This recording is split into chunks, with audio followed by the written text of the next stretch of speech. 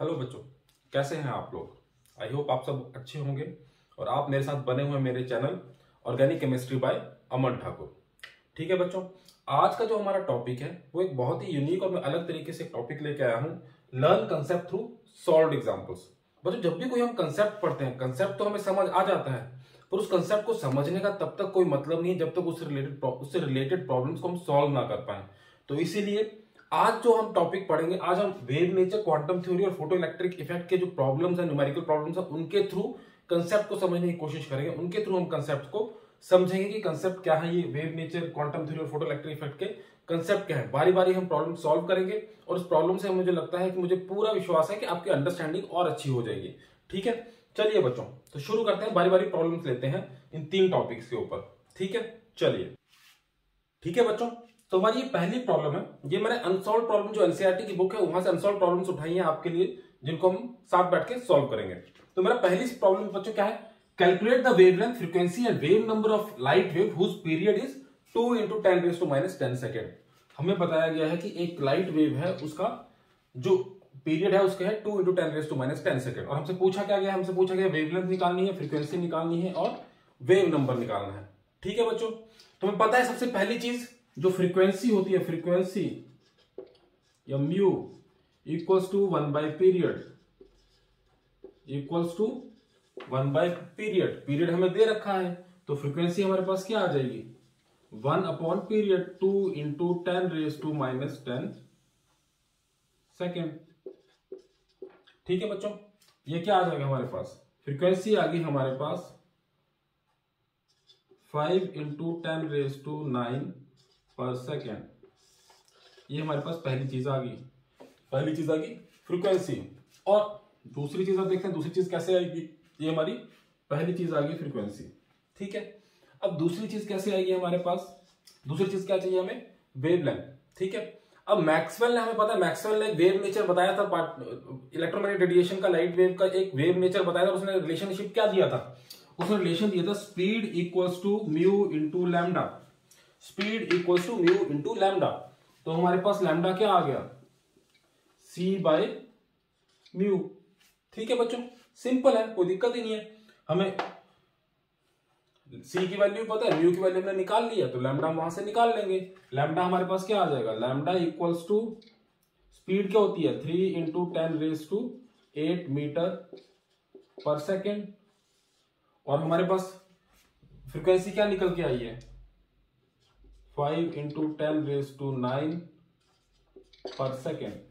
ठीक है बच्चों, क्लियर, सिंपल है। लैम्डा भी आ गया हमारे पास, लैम्डा क्या आ गया, c/म्यू। सी की वैल्यू हमें पता थी, म्यू की वैल्यू हमने निकाल ली थी, यहां से हम निकाल लेंगे।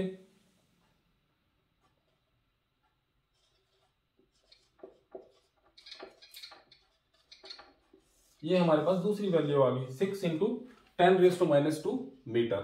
ठीक है, पहली वैल्यू आ गई, दूसरी वैल्यू आ गई, तीसरा हमें क्या निकालना है, वेव नंबर। तीसरा हमें निकालना है बच्चों वेव नंबर। वेव नंबर कैसे आएगा, वेव नंबर हमारे पास होता है इक्वल्स टू 1/लैम्डा, 1/लैम्डा।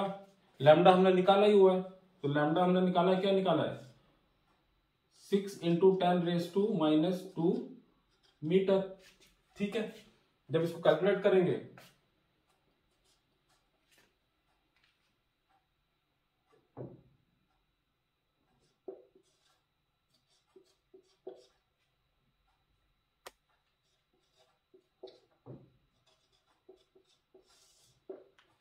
ठीक है बच्चों, 1.67 × 10⁻⁻1 मीटर। ठीक है, आ गई हमारे पास वैल्यू। अब इसको चाहे आप कैसे भी लिख सकते हैं, 16.7 करके लिखना चाहे, इस तरह से लिखना चाहे, वो आपकी चॉइस है। तो तीनों वैल्यू हमारे पास आ गई। पहली प्रॉब्लम हमने सॉल्व कर ली, सिंपल सी प्रॉब्लम थी। वेव नेचर में क्या था, एक रिलेशन हमारे पास आता है c equals to mu lambda, frequency equal to 1/पीरियड और म्यू इक्वल्स टू 1/लैम्डा। इन 3 रिलेशन के बेसिस पे हमने प्रॉब्लम को सॉल्व कर लिया।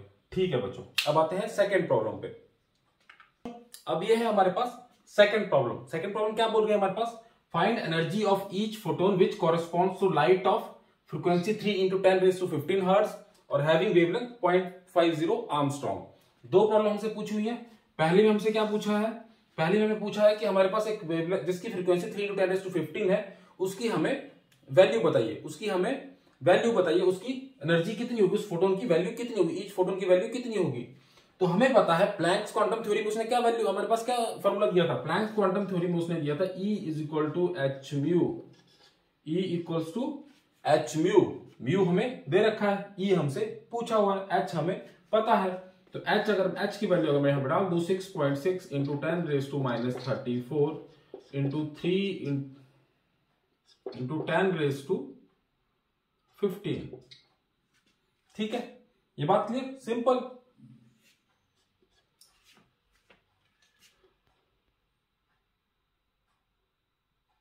तो हमारे पास कितना हो जाएगा,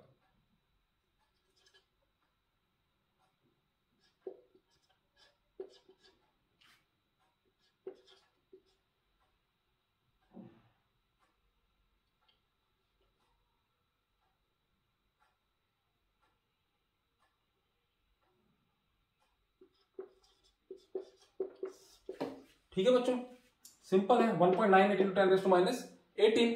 अब ऐसे हम दूसरा देख लेते हैं, दूसरा क्या है हमारे पास यहां पे पहले क्या दे रखी थी, फ्रीक्वेंसी, यहां पे क्या दे रखा है, वेवलेंथ। तो वेवलेंथ हमें पता है E equals to h mu, mu क्या होता है सी बाय लैम्डा, तो E equals to h by c, h c by lambda. H की वैल्यू भी हमें पता है, सी की वैल्यू पता है, और लैम्डा तो हमें दे ही रखा है। ठीक है बच्चों, क्लियर, कोई दिक्कत यहां तक। तो अगर मैं यहाँ पे वैल्यू पुट कर दूं 6.6 इंटू 10 रेज टू माइनस 34, सी की वैल्यू हमारे पास होती है 3 इंटू 10 रेज टू 8, लैम्डा की वैल्यू हमारे पास दे रखी है 0.5 इंटू आर्मस्ट्रॉन्ग, आर्मस्ट्रॉन्ग मतलब 10 raise to power minus 10 meter, 10 raise to power minus 10। ठीक है बच्चों, ये बात क्लियर। तो इसको सॉल्व करने के बाद क्या आएगा, जल्दी कमेंट करके मुझे बताइए, सॉल्व करके इसका आंसर क्या आएगा, कमेंट में मुझे बताइए किसका आंसर क्या आएगा। बच्चों यहां तक क्लियर। इसके बाद इसका जब इसको सॉल्व किया मैंने, तो मेरे पास वैल्यू आ गई 3.98 into 10 raise to power minus 15 joule. ठीक है, दोनों ही प्रॉब्लम हमारी सॉल्व होगी। ये हमारा हो गया सेकंड एग्जांपल। अब आते हैं थर्ड एग्जांपल पे। अब बच्चों ये हमारे पास आ गई थर्ड प्रॉब्लम। थर्ड प्रॉब्लम हमारे पास क्या बोलती है, a 25 watt bulb emits monochromatic yellow light of lambda 0.57 micrometer, calculate the rate of emission of quanta per second. ठीक है, तो इस क्वेश्चन को पहले समझते हैं कि एक बल्ब है, कितने वॉट का है, 25 वॉट का, 25 वॉट की उसकी पावर है, और उसकी कितनी वेवलेंथ की लाइट निकाल रहा है वो 0.57 माइक्रोमीटर पर सेकेंड। क्वांटा उसका निकालिए, रेट ऑफ एमिशन क्या है, मतलब पर सेकेंड में वो कितनी एनर्जी निकाल रहा है वो हमें देखना, पर सेकेंड में वो कितने क्वांटम निकाल रहा है, पर सेकेंड में वो कितने क्वांटा वहां से निकल रहे हैं, ये हमें पता करना है। ठीक है, तो पहली बात तो हमें पता है कि सबसे पहले तो वो हम देखते हैं इसकी पावर कितनी है। पावर हमें दे रखी है जी 25 वॉट, 25 वॉट। वॉट पावर का मतलब है कि एक सेकंड में कितनी जूल एनर्जी वो निकाल रहा है, एक सेकंड में कितनी जूल एनर्जी निकाल रहा है, कितनी निकाल रहा है 25। इसका मतलब हुआ 25 जूल पर सेकंड वो एनर्जी निकाल रहा है। जो बल्ब है एक सेकंड में इतनी जूल एनर्जी निकाल रहा है, एक सेकंड में इतनी जूल एनर्जी वो निकाल रहा है। दूसरी चीज हमें दे रखी है कि जो मोनोक्रोमेटिक लाइट है उसकी वेवलेंथ कितनी है, वेवलेंथ कितनी है 0.57 माइक्रोमीटर। और हमें प्लैंक्स के क्वांटम थ्योरी से पता है, प्लैंक की क्वांटम थ्योरी से पता है कि अगर हमें किसी की वेवलेंथ मिली है तो एक क्वांटम की एनर्जी हम निकाल सकते हैं, एक क्वांटम की एनर्जी हम निकाल सकते हैं। तो एक क्वांटम की एनर्जी क्या निकलेगी, प्लैंक्स की अगर मैं क्वांटम थ्योरी लगाऊं E is equal to h c by lambda, यही बोलता है। ठीक है, तो हमारे पास क्या आ गया, H की वैल्यू हमने डाल दी 6.6 into 10 raise to minus 34, C की वैल्यू हमने डाल दी 3 इंटू 10 रेज टू 8, लैम्डा की वैल्यू हमें पता है 0.57 इंटू माइक्रोमीटर, माइक्रो मतलब 10 रेज टू माइनस 6। ठीक है बच्चों, ये बात क्लियर, किसी को कोई डाउट। ठीक है, अब हमें पता है कि एक सेकंड में वो इतनी एनर्जी निकालता है, 25 जूल हर सेकंड वो निकाल रहा है बल्ब। और हमें पता है कि जो एक फोटोन है, एक क्वांटम जो है उस वेवलेंथ का, एक क्वांटम जो है उसकी एनर्जी इतनी है, एक क्वांटम की एनर्जी कितनी आई 34.87 into 10 raise to minus 20 joule. ठीक है, हमें पता चल गया कि एक फोटोन की एक क्वांटम में इतनी एनर्जी होती है, एक क्वांटम में इतनी एनर्जी होती है, एक क्वांटम में इतनी एनर्जी आ रही है। ठीक है, और हमें पता है कि जो उसकी बल्ब की पावर है वो 1 सेकंड में 25 जूल दे रहा है, 1 सेकंड में 25 जूल दे रहा है, तो कितने क्वांटम वो पर सेकंड निकाल रहा है, कितने क्वांटम वो पर सेकंड निकाल रहा है।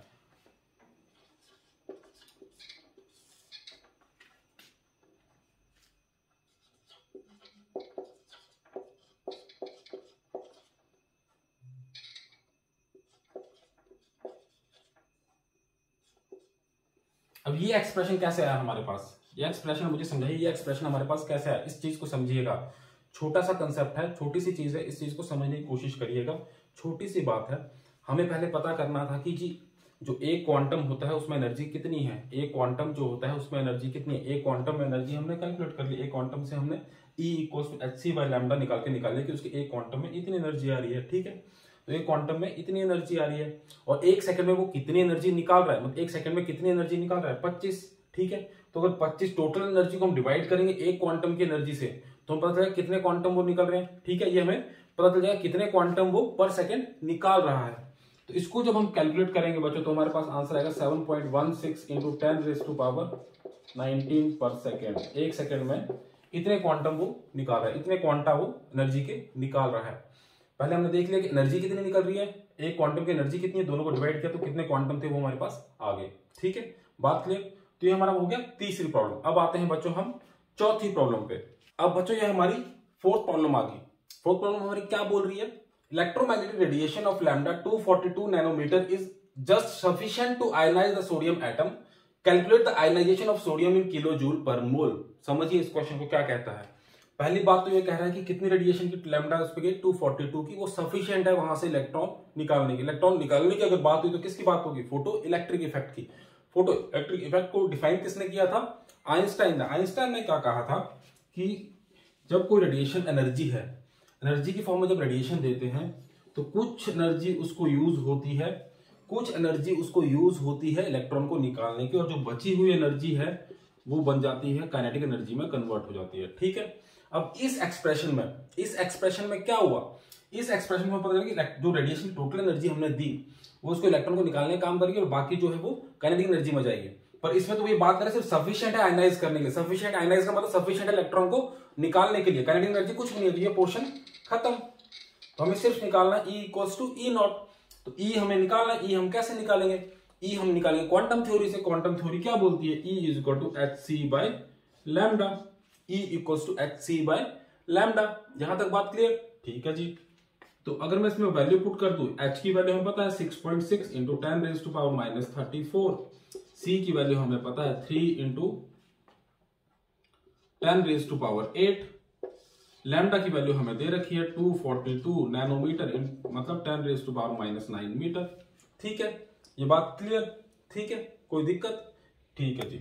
तो जब मैं इसको कैलकुलेट किया तो ये हमारे पास वैल्यू आ गई 8.18 kilo joule, 8.18 kilo 10⁻⁻22 kilo joule, ठीक है। ये हमारे पास वैल्यू आ गई।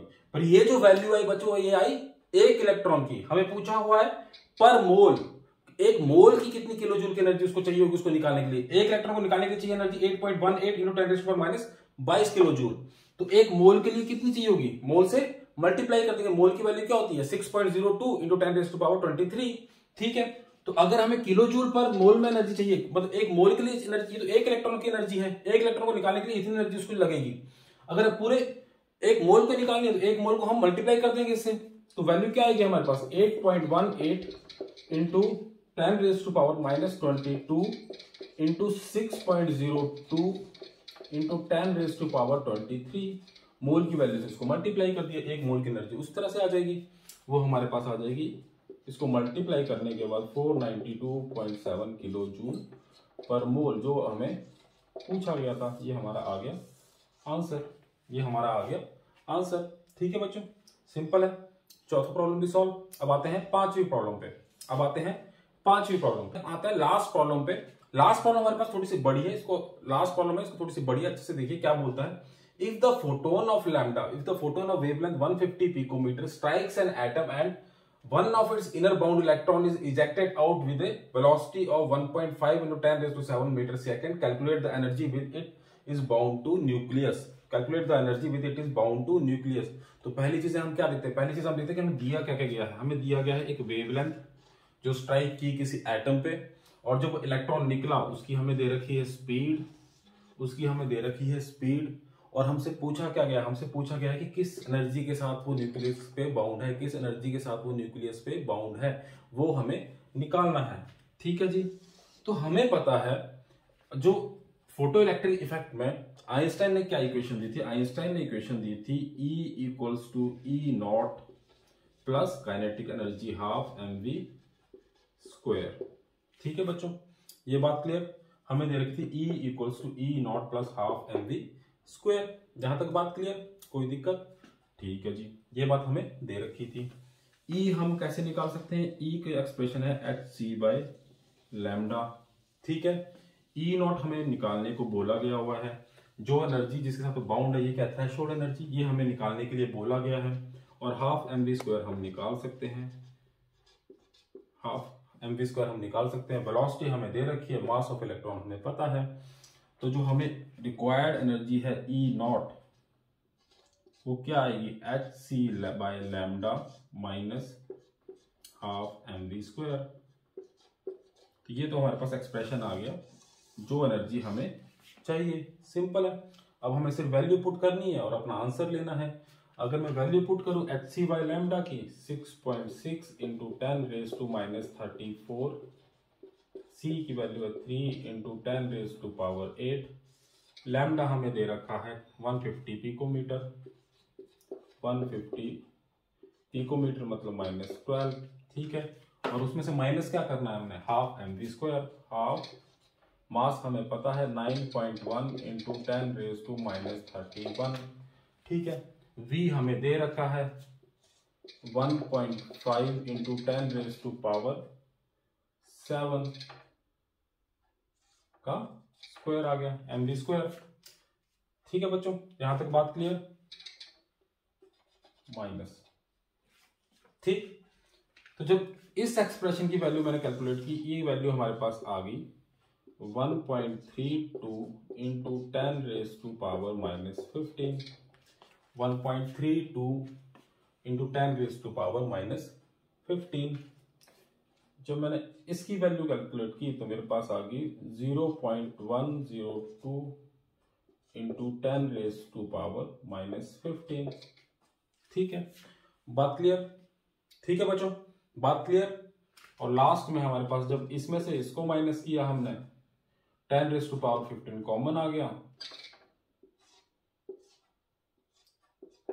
10⁻⁻15 जो है वो हमारे पास कॉमन है। 1.32 माइनस 0.102, 1.218 इंटू 10⁻⁻15 जूल्स। ये हमारे पास आंसर आ गया। सिंपल है, कैलकुलेशन ही है।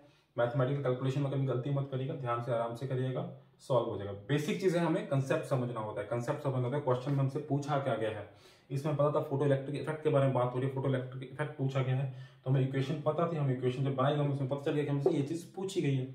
बाकी में वैल्यू की, put the value, get the answer, simple. ठीक है बच्चों, तो ये थी हमारी 5 प्रॉब्लम है वेव नेचर, क्वांटम थ्योरी और फोटो इलेक्ट्रिक इफेक्ट के ऊपर। आई होप आपको ये चीजें समझ आई होंगी। लेक्चर आपको कैसा लगा कमेंट में जरूर बताइएगा। मैं आपका अमन ठाकुर, थैंक यू।